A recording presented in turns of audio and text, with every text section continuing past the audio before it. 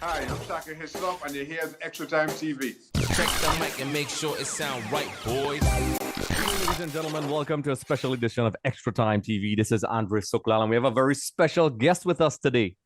The very, very surprising and exciting new attacking player for Trinidad and Tobago, Kaïlé Auvray. Did I pronounce that correctly? Yes, you did, and thanks for having me. Listen, it's an absolute pleasure.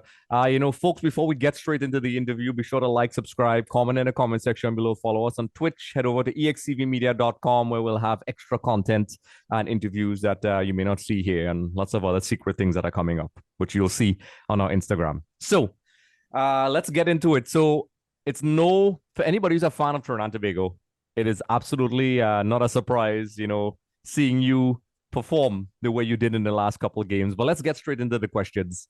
The first time I saw you, I was at the stadium when we played the friendly. And, I was like, who is this guy? You're just running at all players. And everybody noticed. And then we discovered that you had connections to Trinidad and Tobago. So, tell us, what that was like, playing for an opposition team and then several weeks later, representing those colors for Trinidad and Tobago. Yeah, well, it was very special for me. It's true, I was initially, I played a game with the St. Martin national team. And when I found out that we were coming to play against Trinidad in Trinidad, I was very, very happy to hear that. And thank God the game went well and Trinidad national team approached me. And obviously it's something that I've always wanted to do. Yep, it's honestly a pleasant surprise for us because let's talk a little bit about your playing history. So it was highlighted that you have some connections to France. Explain that to us. Yes, so I'm born in France. So obviously I have French nationality, and I played 3 years in France with Lille through the youth academy all the way up to the second team, so reserves. Excellent. That's very impressive. These are the things people like to know, folks, and that's where EXTV comes in. This is a bit off from the usual questions I'm going to ask because we always try to keep it fun here. Obviously, the World Cup took place it felt like yesterday, but, back in December. Being, born in France, who are you supporting? I think I already know the answer, but, I'm just going to ask. You may surprise me. Well, between France and Argentina, I was supporting France. Yes, of course. Of course. Strangely enough, I actually have some family. My brother lives in Paris right now. So, even though I'm an Argentinian fan, I have some love for the players. They have great footballing history. So that's very impressive. So I know from what I'm seeing here as well, I saw, and you can let me know if this is accurate, you spent some time in the States as well? Yes. So let me give you a rundown. I'm born in France. I mostly grew up in the United States. And my mom's from Trinidad. And my dad is from Guadeloupe, French island in the Caribbean. I see. Listen, it seems to be Trinidadians seem to be everywhere. I mean, everywhere I went on the planet, I always find a Trinidadian or Trinbagonian, depending on how you want to say it, but everywhere in the strangest places. So you play the game. Angasif gives you the call. What was your initial reaction and unfiltered reaction? Because I remembered we were doing the post match and he was on the field, and we were talking, and all the journalists, we didn't know the connections yet, but we were talking about this guy. It was like, what did you think about XYZ? At the time, we didn't even know your name because we didn't get the team sheets. But we were calling him, who's that quick red guy on the field, who was just dribbling all players, So you got the call. Anga says, listen, we want you to play for us. What was your reaction? I was very, very happy because for my family and for myself, it's lots of pride to play for the Trinidad and Tobago national team. And also football-wise, me being able to jump in with the seniors really was a big opportunity. So excellent. So it is without a doubt, you have a very specific style of play. You like to run at opposition players and dribble. Who was one of the key influences or maybe one key player that influenced your style of play? We all have that player we want to play like and influenced our style of play. Who was yours? Or who is yours? I think I've been influenced by multiple players, but mainly I would say Eden Hazard, also Neymar, because they play a similar position to me. So I've watched them play throughout the years. So they've inspired me throughout. Excellent. Not bad choices at all. I mean, you can see that. Obviously from my observations, just looking, I mean, you could go on Wikipedia and Google things, but nothing beats the eye. I saw you also have a knack for set pieces as well. That's a trait that, always, makes a player highly marketable. In terms of your free kick style and so on, was that based on Hazard and Neymar and those guys, or, you had your own technique on your own? Well, from when I was maybe U10, I started taking corners, taking free kicks. And it's my dad who's always pushed me to keep on working on them. He say, listen, look at players like Dimitri Payet. That is a trademark that he has. And it's something that is very important within a team. So I just keep working on it, but nobody in particular that I try to emulate on free kicks. Excellent. So, in terms of positional play, everybody has that ideal position, and football has changed a lot now. For example, you are supposed to be more dynamic now. They encourage you to be dynamic. Long gone are the days where people say, okay, you are that position, you are that position, even though they put that in the starting lineup. What would you say is your ideal position? My ideal position, I would say, is left winger and behind the striker as a 10. Now, with that being said, wherever the coach puts me, that is where I play. So if I have to play central back, I'll play central back. Really, it is about when you're on the field, giving your all. But those would be my preferred positions. Yes, that's the way of the modern footballer. I think once you don't think like that, most people would be in big trouble. Yeah. So listen, obviously everybody spoke about the last game. We were this close to getting promoted to the CONCACAF Nations League. The team put in a pretty good performance. I'm telling you this is factual. I had a watch along with the game, and fans were telling me when you came off, it's like, oh, why is he coming off? Of course, we're not questioning Angus's tactics, but this is just the fans' reaction to your play, how positive they've received you. So what are your thoughts on the reception of Trinidad and Tobago towards you and the fans? Well, I'm very happy because I didn't get the chance to play with the Trinidad youth national teams. So joining up with the senior national team, I'm very happy that the fans accepted me, seem to be liking me, and now is to keep putting up good results, even better results than we have, in order to make the fans happy and keep them coming to the stadiums. Yes. And the good thing is, there's still a pathway to the Gold Cup, so there's still football to go.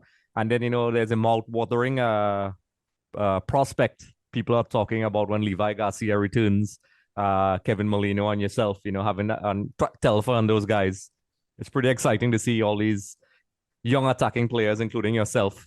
I know some of them kind of dancing on the young and older side, but you know what I mean? It's exciting to see that. So what's it like for you playing with players like that? Were you familiar with them before you started playing with them, or, was it like your first interaction with them when you got on the national team?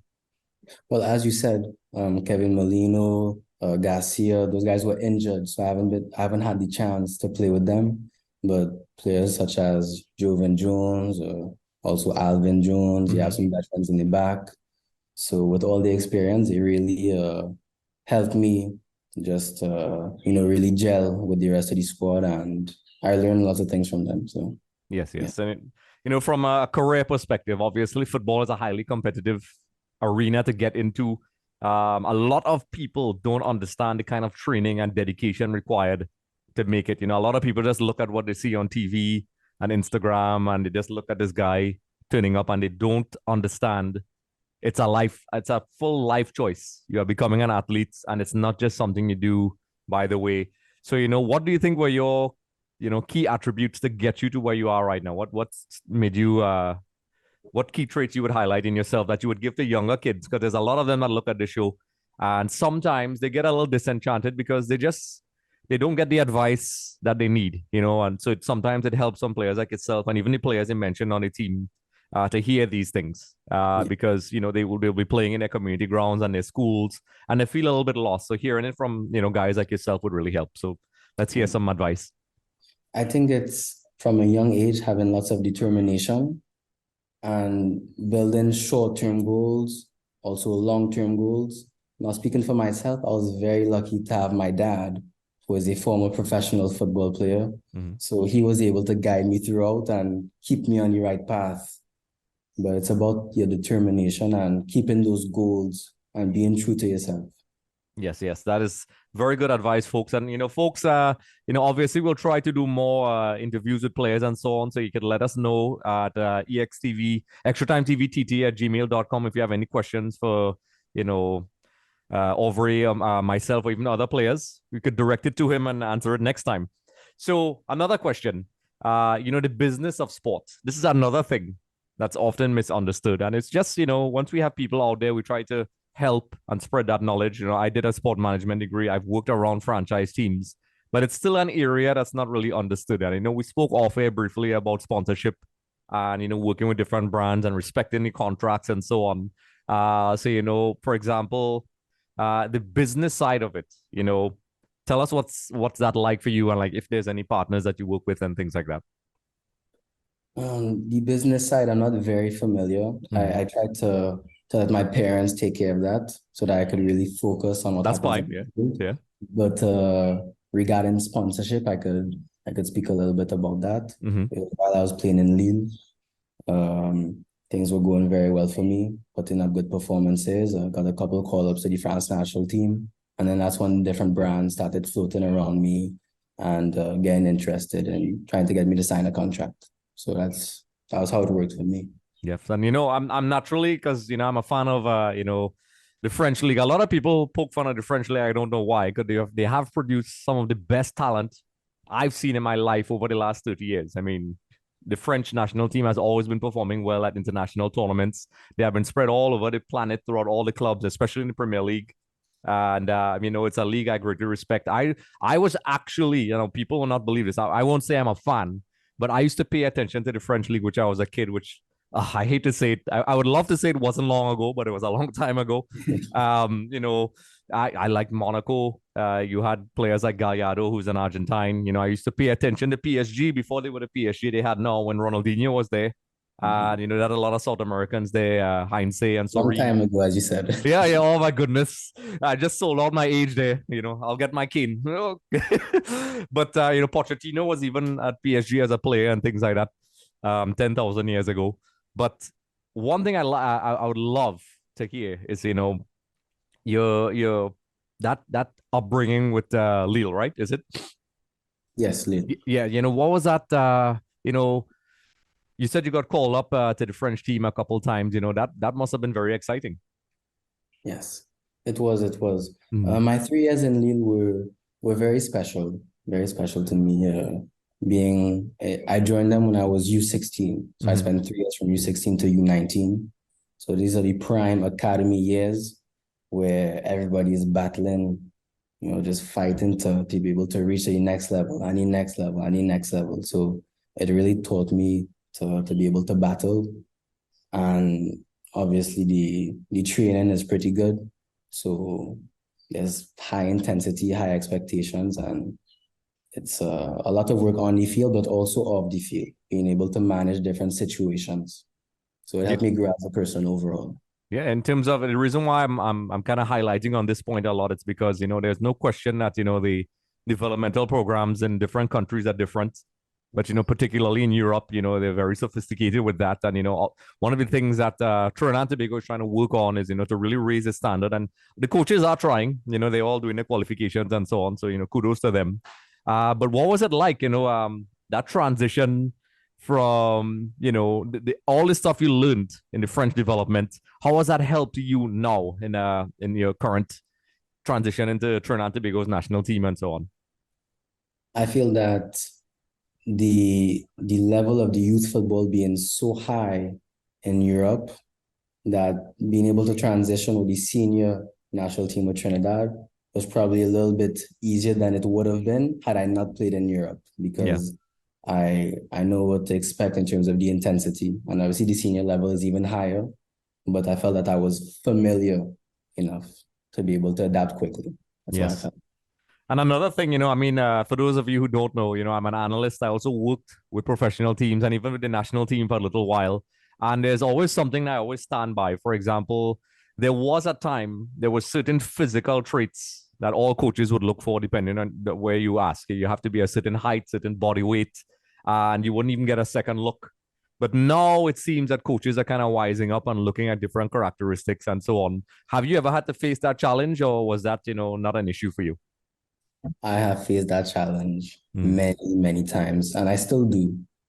So all you could do is put your head down, keep on working, and when you end up on the right person and they give you the chance, that's when you have to show that height is not that important, and actually being small could be an advantage at times because your center of gravity is lower. So there's lots of advantages to being small. Yeah, because I'm a huge advocate of players that of different characteristics and how they work, and analyzing players and their strengths and so on, and their abilities based on what is needed by the team. And I think I have met coaches who I clashed with, where we had differing ideas on players, where I would choose a certain play and they would just be like, yeah, he's not big enough, or they didn't see him play at all, or her, because there's a lot of girls out there who play.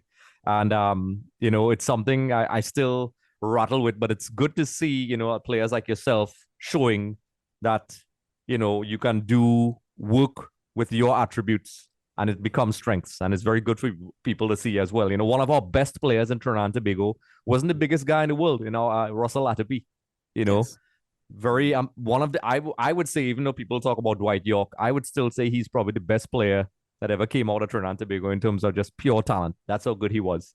And there's many people in Europe who agree as well. So it's good for kids out there who are listening to this to take an example, from Auvray and see that, there's no excuse really for quitting. You can still try and do those things. So, let's talk some fun stuff. I mean, it's already fun here. It's a fun show. We all know FIFA is a big deal. A lot of people play, not just footballers. I mean, I worked with some professional cricketers and they love FIFA. Are you one of those people? Growing up, yes, I have loved FIFA. Yes. Now, with that being said, for the past, let's say 2 years, I have not played as much FIFA. I have not played FIFA. Yep. I haven't played in the past 2 years, but growing up, definitely. Yeah. Oh, I mean, yes. you're too busy playing the real thing. I mean, come on, But instead of playing the video game is to get outside, juggle a ball, So yeah. yeah. I totally understand. Listen, I love it as well. I have a PS5 that's collecting dust. But the reason why I asked that, it's a big thing now. The world has changed. Like I recently saw an interview where Messi plays online and he admits that he rage quits. He gets mad and goes offline. I've seen some of the most elite athletes play. So it's just part of the culture now.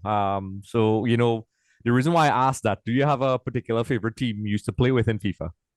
Ooh, I used to play with honestly any team, but I loved playing with Vincent Company because I knew that in any corner he would win his challenge and could score. So yeah, I was a big Vincent Company fan, definitely. Makes sense. Like I'm probably the only person in Trinidad and Tobago that plays with Inter Milan because yeah, that's my team. Everybody loves Premiership teams, but I love Inter Milan. So it's good. Maybe one day, since we're both rusty, we could probably play each other online, and that'll be hilarious. Two rusty guys playing FIFA. And we'll probably play with some different teams that people are not used to. So in addition to we're going back to the development in France. Was there any key individuals that you would like to kind of highlight that was influential and was like, hey, that person?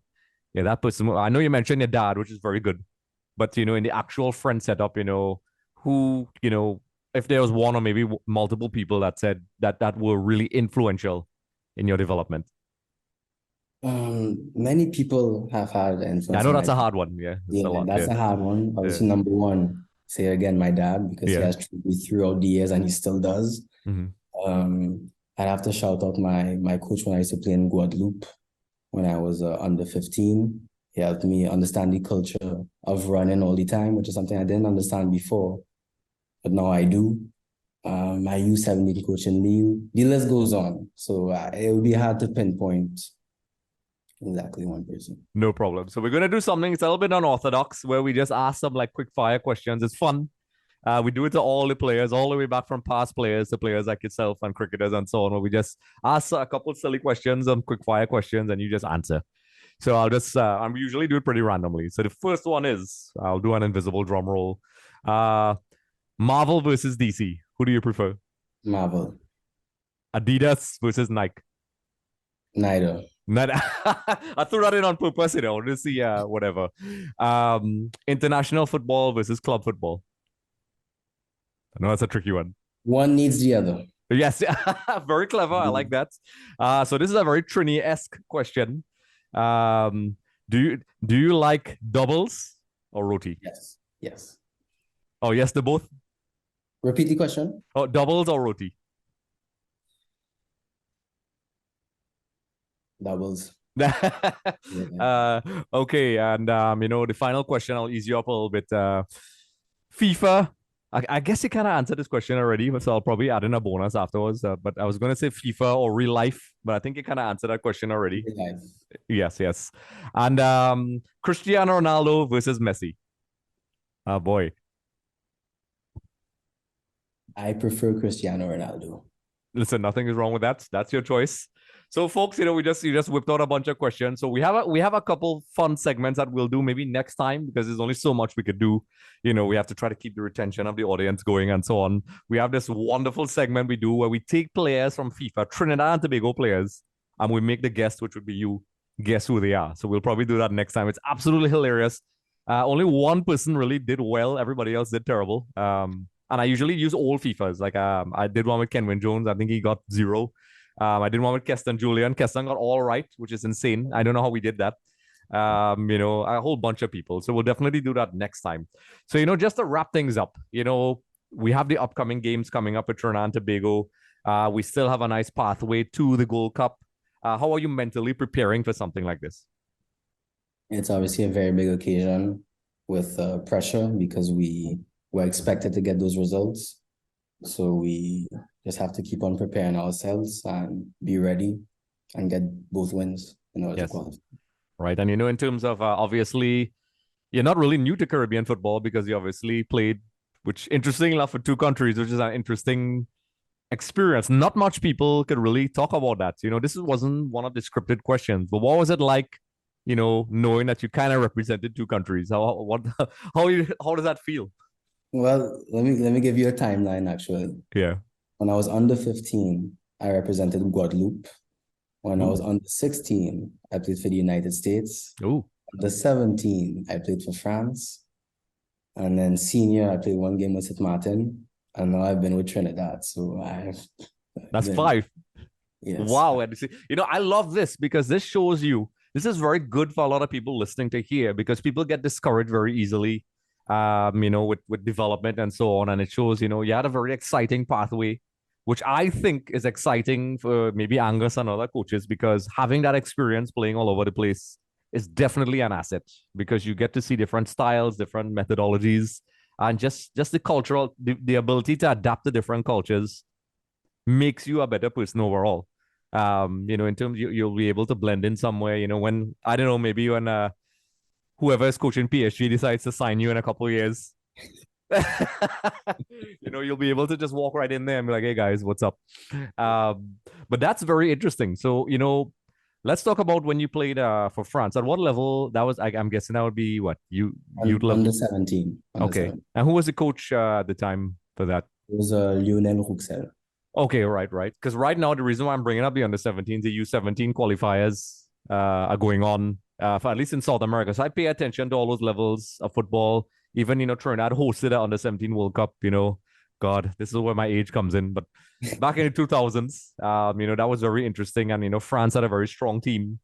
France, Argentina, the usual suspects.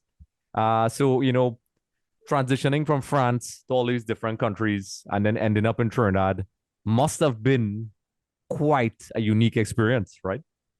Yes, very unique experience. And as you said, culturally, it's something that allows you to have many different perspectives and just to learn a little something everywhere that you go. Yes. To be able to put it all together at the end. Well, listen, there's so many questions I'd like to ask, but we try to keep the interviews manageably short. We know you have a lot to do. So currently, tell us, what are your plans in your present situation? Where are you right now located in terms of location? Kansas City. All right. I remember. Yeah. So is it Sporting Kansas City too? Correct? Am I correct? I don't know why. Okay. So in the MLS, I've been around like Houston Dynamo and, other teams like that. I speak to Thomas Rongan, who's the media guy for Inter Miami. US, I can't believe I'm saying this. My tongue twists when I say this, but US soccer I can't say it. It even sounds funny when I say it, but whatever. I will be a diplomat and say it. U.S. soccer, it's a highly, I don't want to say growing because it's already pretty big, but I remembered when, soccer was not really much of a big deal in the US like maybe 10, 15 years ago. And that's changed. I mean, I spoke to people from Adidas and so on, and they're saying it's the most popular sport amongst the youth. What are your thoughts on, the World Cup that's going to be in that side of the world, the possibility of Trinidad being there? There's also going to be the Copa America back in the US as well. The US is going to be, well, technically USA, Canada, and Mexico, but USA, a central area for important international football for the next couple of years. What's it like in your environment with the guys you're playing around? Yeah, I feel like there's a certain buzz because people feel that with all these major competitions coming back to the United States, people in the MLS feel that this is very good for the league in order to show that the MLS is a serious league. It's no longer a retirement league. Mm-hmm. So it's a big opportunity on a world stage. Correct. I also pay close attention to Atlanta United. They sign players that normally would go straight to Europe. I see they get a lot of players from South America as well. They have this guy Almada who is insane. Amongst many others. I don't want to just call that, but that's just the one I noticed. So you're right. It's very exciting. It's no longer that league for retirement people. They're making very ambitious moves. You have guys like David Beckham down there and Inter Miami and so on. So it's very exciting. So with that being said, we're going to end things off. It's been an absolute pleasure to interview you. It's like I will say again on the behalf of people of Trinidad and Tobago, we are very grateful that you chose our colors to represent. And you'll have the support of our fans. We love your style of play, and we hope you have a consistent and continued success in your career. Well, thank you very much for having me, and I enjoyed it. Once again, folks, this is Avery Sooklal. Be sure to check out the full interview of this on the YouTube channel. Also, head over to EXTVmedia.com. And we have our streaming and Twitch stuff going on Twitch, obviously. And we have a lot of secret things coming up with EXTV, with some other networks. So I will kind of leave you all dangling with that on a cliffhanger. So once again, don't forget to like, subscribe, comment in the comment section below, share with all your friends. It helps the algorithm and makes us look good. And I want to say a special thank you once again, Mr. Auvray, and we'll be seeing you again soon. Yes. Ladies and gentlemen, thank you for watching. Be sure to head over to our YouTube channel where you can see interviews in cricket, football. Don't forget to like and subscribe. And also head over to EXTVmedia.com, our website, where we have blogs and interesting articles for you all to take a look at, which is a little bit different. So like I said, don't forget to like, subscribe, and comment in the comment section below. Check the mic and make sure it sound right, boys.